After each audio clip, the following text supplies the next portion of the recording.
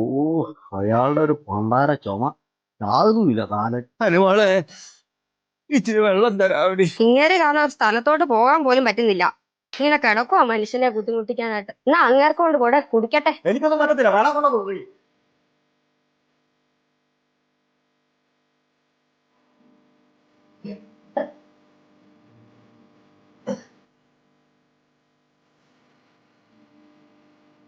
ഇങ്ങനെ ചാകുന്നതിന് മുമ്പ് നിങ്ങളെ കൊണ്ട് സത്തൊക്കെ എഴുതി മേടിക്കാൻ പറ്റുമോ?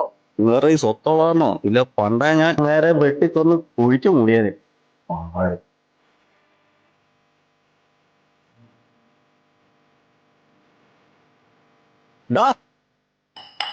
നീ എന്തിനാടാ ഇത് എടുത്തോണ്ട് വന്നേ? അങ്ങേർക്ക് കൊടുക്കുന്ന പന്ന പാത്രമല്ലേ ഇത്?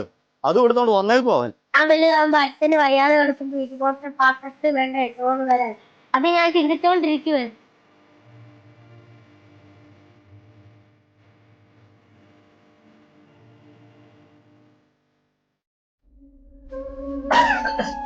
അച്ഛാ, എന്നോട് ക്ഷമിക്കണോ അച്ഛാ?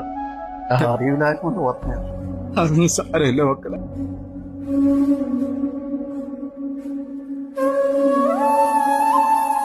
ഇനി അച്ഛൻ നല്ല പാത്രത്തിൽ ഫുഡ് കഴിച്ചാൽ മതി.